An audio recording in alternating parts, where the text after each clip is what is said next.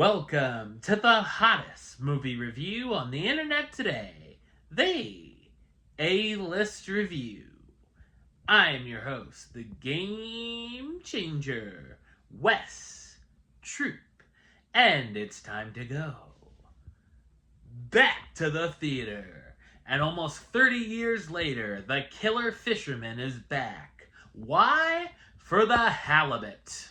My review of the 2025 horror sequel, I Know What You Did Last Summer, coming up now.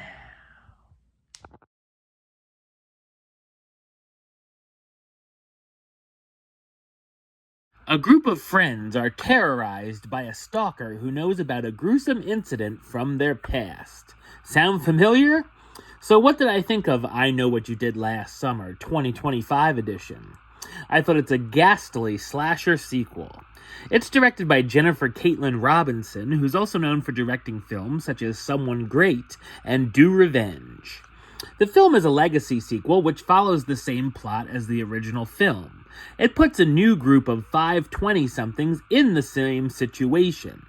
Once again on the 4th of July, the gang is playing around on a cliffside road and watching fireworks. It causes a truck to swerve and fall off the cliff, and while our main heroine, Ava, wants to go to the police, one of the other friends, Teddy, swears the group to secrecy and has his rich father cover it up.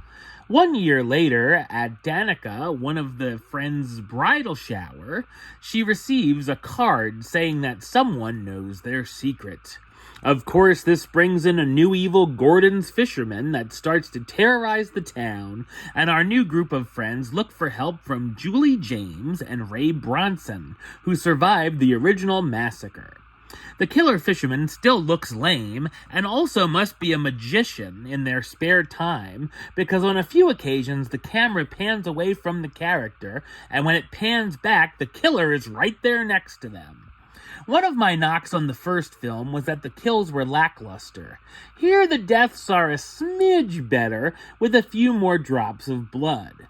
Other than that, everything is done worse from what we've seen before. The new characters are very unlikable, paper-thin, and highly annoying. There's quite a few characters that have nothing to do other than become ingredients for a tuna fish sandwich. The mystery is very generic and has a ton of red herrings throughout. The dialogue is terrible, feeling like a 60-year-old trying to sound like a 20-year-old, and the script belongs at the bottom of a lake. The comedy misses more than it hits, with maybe every 2 out of 10 jokes actually working. When we get the reveal, I rolled my eyes, but thought, oh, whatever. But then there's another twist that's just horrendously stupid, and had me rolling my eyes so much I looked like The Undertaker. There's a mid-credit scene that gives us the scariest element of the film, the studio threatening viewers with another sequel.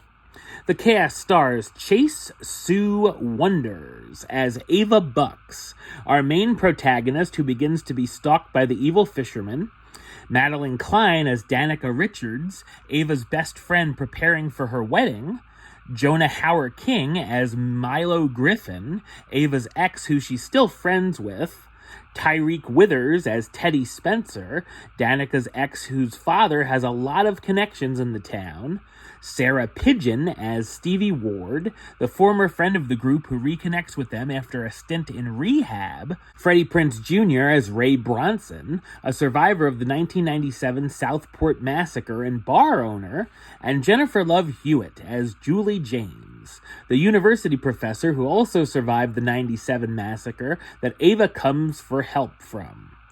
I Know What You Did Last Summer is a terrible legacy sequel that ends up sinking this franchise's legacy, even lower than it already was.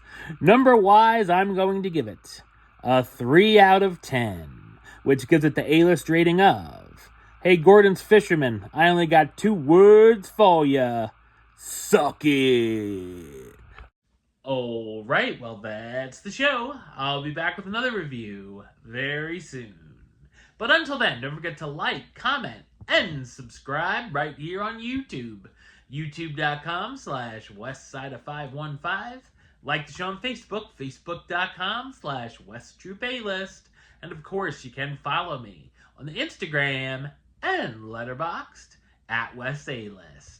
Until next time, Troop out.